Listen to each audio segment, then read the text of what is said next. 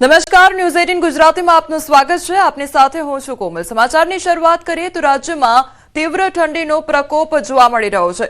મોડી રાત્રે અને વહેલી સવારે પારો ગગડ્યો છે તો 12 શહેરમાં 15 ડિગ્રીથી નીચે તાપમાન નોંધાયું છે। નલિયામાં સૌથી ઓછું 9 ડિગ્રી જેટલું તાપમાન નોંધાયું તો અમરેલીમાં 11.4 ડિગ્રી તાપમાન નોંધાયું છે। આ તરફ વડોદરામાં 12 ડિગ્રી નોંધાયું तो राजकोट में 12.5 જ્યારે ડીસામાં 12.7 डिग्री तापमान नोंधाયું છે। गांधीनगर में 13 डिग्री જ્યારે અમદાવાદમાં 12.4 डिग्रीए पारो पहोंच्यो છે। तो राज्यમાં હવે ફરી એકવાર ઠંડીનું પ્રમાણ ધીરે ધીરે વધી રહ્યું છે। નલિયા સૌથી ઠંડુ શહેર જોવા મળ્યું અને લગભગ 9 डिग्रीની આસપાસ તાપમાન નલિયામાં નોંધાયું છે।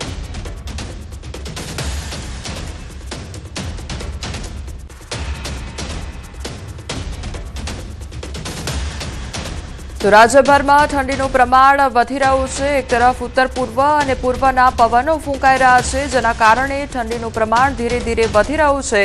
નલિયા સૌથી ઠંડુ શહેર જોવા મળ્યું છે।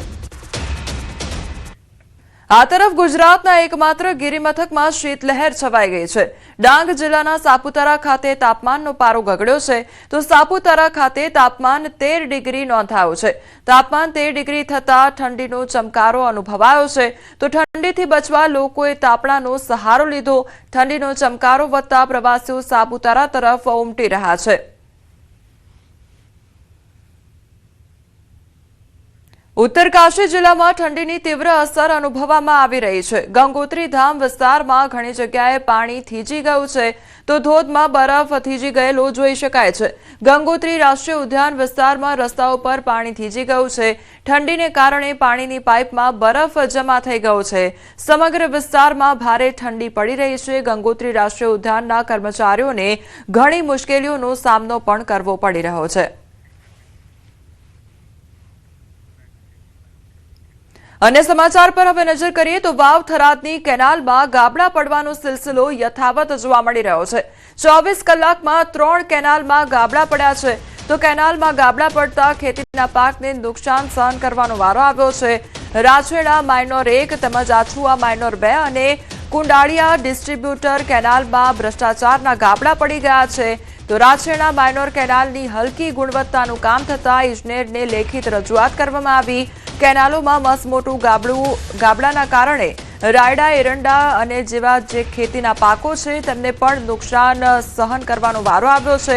બીજી તરફ નર્મદા વિભાગના અધિકારી અને કોન્ટ્રાક્ટરની મિલીભગતના કારણે ખેડૂતોને છાશવારે આ પ્રકારે નુકસાન સહન કરવાનો વારો આવતો હોય છે।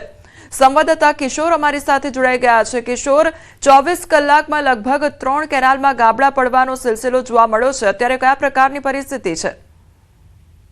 ચોક્કસથી છેલ્લા 24 કલાકની અંદર વાવ થરાદ જિલ્લાના ધણીધર તાલુકાના જે 3 માઇનોર કેનાલો છે, ડિસ્ટ્રીબ્યુટ કેનાલો છે, આ ત્રણેય કેનાલોની અંદર ગાબડા પડવાના લીધે ખેડૂતોને માથે હાથ દઈને રોવાનો વારો આવ્યો છે।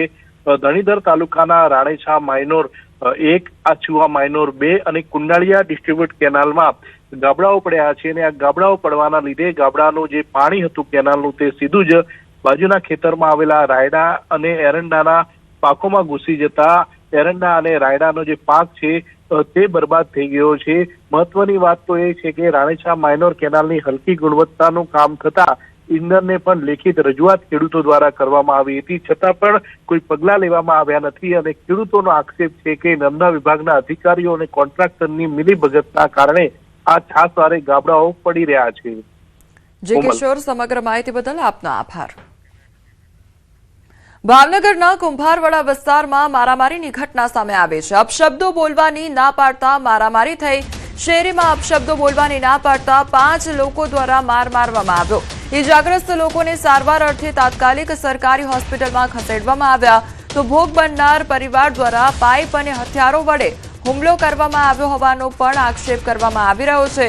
ભોગ બનનાર પરિવારના સભ્યો પર 3 યુવક અને 2 યુવતીએ મળી માર માર્યો હતો। શહેરના બોરતળાવ પોલીસ મથકમાં ફરિયાદ નોંધવા તજવીજ પણ હાથ ધરવામાં આવી છે। સંવાદદાતા નીતિન અમારી સાથે જોડાઈ ગયા છે। નીતિન, પહેલા માથાકૂટ સર્જાઈ અને ત્યારબાદ હુમલો કરવામાં આવ્યો, આખી ઘટના શું હતી? વાત કરીએ તો આ જે ઘટના છે તે શહેરના કુંભારવાડા વિસ્તારમાં જે મોતી તળાવની 0 નંબરની જે શેરી છે ત્યાં મારામારી સર્જાઈ હતી અને ઘટના સામે આવી હતી। ખાસ કરી વાત કરીએ તો આ શેરીમાં જે વિસ્તારમાં જે લોકો રહે છે તે અપશબ્દ બોલતા હતા અને તેને લઈને તેને ટકરવામાં આવ્યા હતા. ત્યારે આ લોકોએ ઉશ્કેરાઈ અને તમામ લોકોએ હુમલો કર્યો હતો, જેમાં 3 પુરુષો અને 2 યુવતીઓએ મળીને આ જે પરિવાર છે તેમની પર હુમલો કર્યો હતો. ભોગ બનનાર તમામ છે તેમને તાત્કાલિક સારવાર અર્થે સરકારી હોસ્પિટલ છે ત્યાં ખસેડવામાં આવ્યા હતા. જોકે ચોક્કસ કહી શકાય કે સામાન્ય બાબત એટલે કે અપશબ્દો બોલવાની બાબતને લઈ અને આ લોકોને ટપાટતા આ લોકો દ્વારા આવી રીતના જે હુમલો છે તે કરવામાં આવ્યો હતો. જી નીતિન, સમગ્ર માહિતી બદલ આપનો આભાર. આ તરફ વાપીના ભડકમોરા વિસ્તારમાં જાહેરમાં 2 યુવકો વચ્ચે જોરદાર બબાલ સર્જાઈ. શરૂઆતમાં ઉગ્ર બોલાચાલી અને ગાળાગાળી બાદ વાત મારામારી સુધી પહોંચી ગઈ હતી. આવેશમાં આવેલા એક યુવકે ચપ્પુ વડે અન્ય યુવક પર જીવલેણ હુમલો કર્યો હતો, તો સામેવાળા યુવકે પથ્થર વડે હુમલો કર્યો હતો. આમ બંનેએ ચપ્પુ અને પથ્થર વડે હુમલો કરતા બંને ગંભીર રીતે ઇજાગ્રસ્ત થયા હતા. લોકોની સતત અવરજવર વચ્ચે બનેલી આ ઘટનાને કારણે દોડધામ મચી ગઈ હતી. એકબીજાના હુમલામાં બંને યુવકો ગંભીર રીતે ઇજાગ્રસ્ત થઈ લોહી લુહાણ હાલતમાં ત્યાં જ પડી ગયા હતા. તો બનાવને લઈ લોકોનું ટોળું પણ એકઠું થઈ ગયું હતું. રાજકોટમાં દુષ્કર્મના આરોપીએ પોલીસ પર હુમલો કર્યો હોવાનો મામલો સામે આવ્યો છે. ભાગવાના ઈરાદે પોલીસ પર ધારિયાથી હુમલો કર્યો હતો. આરોપીએ હેડ કોન્સ્ટેબલ પર હુમલો કર્યો તો પોલીસે સ્વબચાવમાં 2 રાઉન્ડ ફાયરિંગ કર્યું. આરોપીને પગમાં ગોળી વાગતા હોસ્પિટલ ખસેડવામાં આવ્યો. તો પોલીસ આરોપીને ગાડીમાં બેસાડતી હતી તે દરમિયાન આરોપીએ ધારિયા વડે હુમલો કર્યો હતો. બનાવ સંદર્ભે આટકોટ પોલીસ સ્ટેશન ખાતે હત્યાના પ્રયાસ, ફરજમાં રૂકાવટ, સરકારી અમલદાર પર બળ પ્રયોગ વાપરવો, ધરપકડમાં વિવાદાન ઊભા કરવા સહિતની કલમ પણ હેઠળ નોંધાઈ છે પોલીસ ફરિયાદ. ત્યારે લોકલ ક્રાઇમ બ્રાન્ચમાં પીએસઆઈ તરીકે ફરજ બજાવનાર એચસી ગોહિલ ફરિયાદી બન્યા છે. મહત્વનું છે કે રાજકોટ ગ્રામ્યના આટકોટ પોલીસ સ્ટેશન વિસ્તારમાં ગત 4 ડિસેમ્બરના રોજ રામસિંહ નામના 3 સંતાનોના પિતા દ્વારા 7 વર્ષીય બાળકી ઉપર દુષ્કર્મ ગુજારવામાં આવ્યું હતું. જે અંતર્ગત પોલીસ દ્વારા રામસિંહની મંગળવારના રોજ ધરપકડ કરી બુધવારના રોજ કોર્ટમાં રજૂ કરવામાં આવ્યો હતો. ત્યારે કોર્ટ દ્વારા રામસિંહના 15 ડિસેમ્બર સુધીના રિમાન્ડ મંજૂર કરવામાં આવ્યા હતા.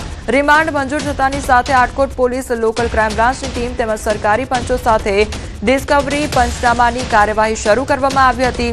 કામગીરી પૂર્ણ થયા બાદ રામસિંહ દ્વારા પોલીસ કસ્ટડીમાંથી ભાગવાના ઈરાદે પોલીસ ઉપર ધારિયા વડે હુમલો કરવામાં આવ્યો હતો. રામસિંહ દ્વારા લોકલ ક્રાઇમ બ્રાન્ચના હેડ કોન્સ્ટેબલ ધર્મેશ બાબડિયા ઉપર 2 વખત ધારિયા વડે હુમલો કરવામાં આવ્યો હતો. જેના કારણે હેડ કોન્સ્ટેબલ ધર્મેશને છાતી તેમજ હાથના ભાગે ઈજા પહોંચી છે. તેમજ રામસિંહ દ્વારા અન્ય પોલીસ કર્મચારીઓ ઉપર હુમલો કરવા જતા સ્થળ પર હાજર 2 પોલીસ અધિકારીઓ દ્વારા સ્વબચાવમાં પોતાની રિવોલ્વરથી 1 રાઉન્ડ ફાયરિંગ કરવામાં આવ્યું હતું. જેના કારણે આરોપી રામસિંહના બંને પગમાં ગોળી વાગતા તેને ઈજા પહોંચી હતી.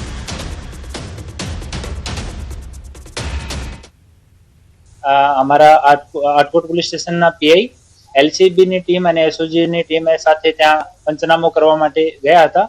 પંચનામો પૂરો થયા પછી ત્યાં જ પૂરો થતા જ્યારે પરત આવતા હતા ત્યારે આરોપીએ ભાગવાના ઈરાદાથી પોલીસ ઉપર જાનલેવા હુમલો કર્યો. ત્યાંથી એક લોખંડનો ધારિયાથી અમારી પોલીસ ઉપર હુમલો કરવામાં આવ્યો અને અમારો એક પોલીસ હેડ કોન્સ્ટેબલ જો એલસીબીમાં ફરજ બજાવે છે ધર્મેશભાઈ બાવલિયા, એના ઉપર 2 વખત ધારિયાથી હુમલો કરવામાં આવ્યો, જેથી ધર્મેશના હાથ ઉપર અને ચેસ્ટ ઉપર ઈજા થઈ છે. અને બીજા કર્મચારીઓ તરફ દોડતા હુમલો કરતા અને સેલ્ફ ડિફેન્સમાં અમારા પોલીસના 2 અધિકારીઓ તરફથી 1 રાઉન્ડ જેટલો આને કાબુ કરવામાં જરૂરી હોય એટલો ફોર્સ યુઝ કરવામાં આવ્યો અને બંને પગમાં 1 ગોળી આરોપીને વાગી છે. તો દુષ્કર્મ કર્યા બાદ હવે આરોપીને પોતાની ભૂલ સમજાય છે. પોલીસની કાર્યવાહીથી ડરી ગયો